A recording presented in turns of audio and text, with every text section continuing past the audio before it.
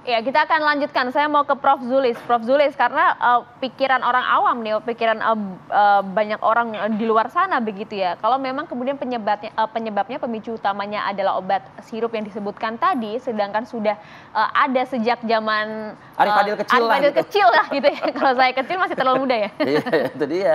Nah, apakah betul ini ada korelasinya dengan kejadian maraknya gagal ginjal akut yang menyerang anak Indonesia saat ini? Iya, memang ini menjadi misteri ya, masih misteri karena memang kejadiannya kok baru belakangan ini ya. Sementara penggunaan sirup seperti itu kan sudah cukup lama. Beberapa formula juga kita lihat atau kita sempat menanyakan juga tidak ada perubahan formula begitu. Tetapi memang tetap perlu menjadi kewaspadaan kita. Jadi barangkali dalam proses ya ada dinamika ya, karena produk itu kan dibuat itu kan berbagai batch ya. Jadi mungkin barangkali tidak semua batch ya. Mungkin batch tertentu yang kebetulan menggunakan bahan baku tertentu yang ternyata cemarannya mungkin agak tinggi, maka itu yang kemudian menjadi berdampak sehingga baru muncul sekarang begitu. Tapi ini terus terang juga memang masih menjadi kajian kita bersama karena memang belum bisa juga disimpulkan secara pasti bahwa itu adalah disebabkan karena penggunaan sirup yang diduga mengandung diethylglycol ataupun maksudnya Prof. Zulis, artinya kalau bicara soal anak nih atau mungkin bicara orang tua terhadap perlakuan orang tua terhadap anak, jangan-jangan bukan dari obat, maksudnya Prof gitu. Karena kan bisa saja kalau kita bicara ini soal di luar di luar yang obat itu jangan-jangan emang habit atau mungkin gaya hidup. Nah, bisa jadi seperti itu. Asupan dan lain-lain. Faktor infeksi barangkali karena beberapa anak juga yang datang dengan itu kan sudah punya riwayat mungkin ada sakit duluan ya. Mungkin beberapa infeksi memang berkontribusi terhadap kejadian gagal ginjal akut ya, seperti leptospirosis atau mungkin E. coli ya, infeksi E. coli itu juga mungkin. Jadi artinya saya yakin bahwa tentu saja Kementerian Kesehatan dan juga yang klinisi sebagian sudah melakukan penyelidikan juga ya, menginvestigasi kira-kira penyebabnya apa. Sehingga memang kebetulan dilalah di Gambia terjadi, walaupun itu juga masih dalam penyelidikan juga di sana, memang ada dugaan ke arah cemaran ini. Namun demikian juga menjadi pertanyaan karena namanya cemaran itu kan sebetulnya mungkin kadarnya tidak terlalu besar ya, tetapi kok sangat drastis atau progresif ya kejadian gagal ginjal akutnya ya, sehingga ini juga perlu kita kaji kemungkinan lain begitu.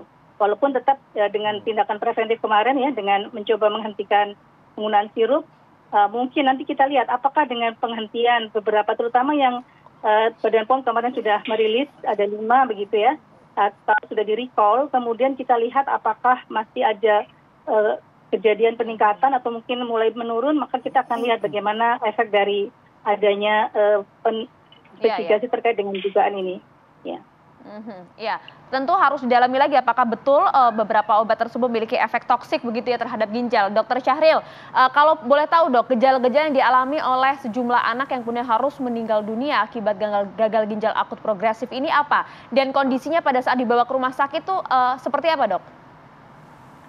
Ya, jadi gejala khas untuk kita ketahui terutama masyarakat yang punya anak di bawah 18 tahun, khususnya adalah balita, yaitu frekuensi buang air kecil, frekuensi ya, dan jumlah atau volume air kencingnya juga berkurang.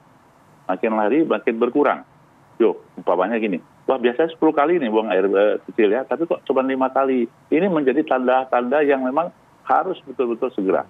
Nah, yang lebih berat, yang lebih fatal apabila betul-betul tidak ada air kencing yang bisa keluar dari balita tersebut. Nah, inilah yang menyebabkan banyak kematian karena pertolongan-pertolongan ini sudah terlambat, sudah anuri istilahnya ya, tidak bisa keluar air kencingnya. Tadi menyambung dengan Prof. Zulis ya. Jadi memang ini kan dalam penyelidikan, Mbak ya. Jadi penghentian sementara penggunaannya ini Kementerian Kesehatan bukan menarik ya, menghentikan sementara penggunaan oleh tenaga kesehatan, fasilitas pelayanan kesehatan termasuk apotek itu karena penyebab dari gagal ginjalnya ini kan bermacam-macam, makanya kita selidiki. Apakah itu karena infeksi berat, apakah itu karena dehidrasi berat, apakah karena perdarahan yang banyak, contohnya penyakit demam berdarah, dan yang paling sering adalah juga karena keracunan atau intoksikasi. Bisa karena makanan, minuman, atau obat-obatan. Nah, ini kita teliti semua, Dan salah satu yang akan kita teliti yaitu komponen atau tadi cemaran pemakaian obat yang kandungannya ada di dalam sirup ya. Nah, tentu saja akan kita teliti bersama Badan POM secara keseluruhan ya. Jangan sampai nanti hanya sekian obat yang kita teliti, tidak semuanya ya. Untuk kita menentukan apakah betul 3 komponen ini yang menyebabkan keracunan atau mungkin ada yang lain. Maka itu mohon bersabar, kami akan bekerja cepat.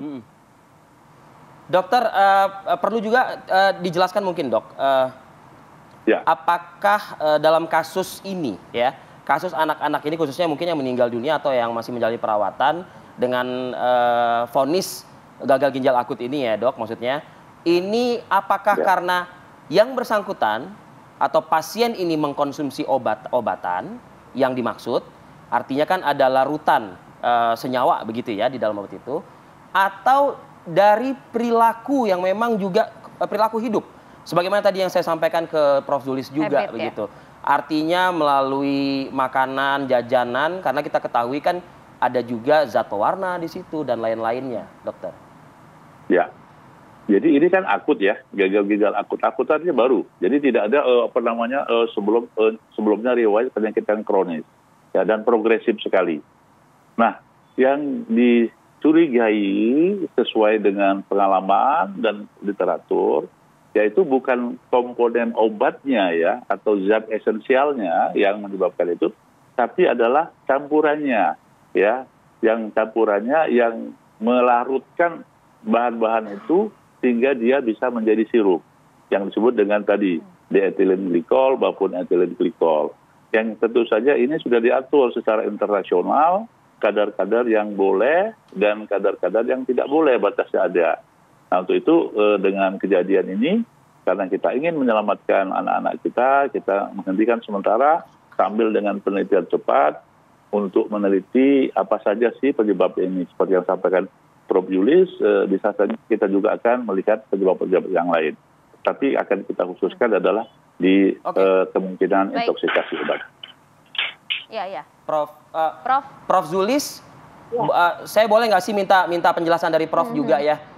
Selain untuk mencampur obat-obatan tadi yang dimaksud oleh Dr. Syahril, 3 zat ini tuh biasa juga ditemukan di mana? Apakah hanya kemudian untuk digunakan untuk obat sirup saja atau seperti apa?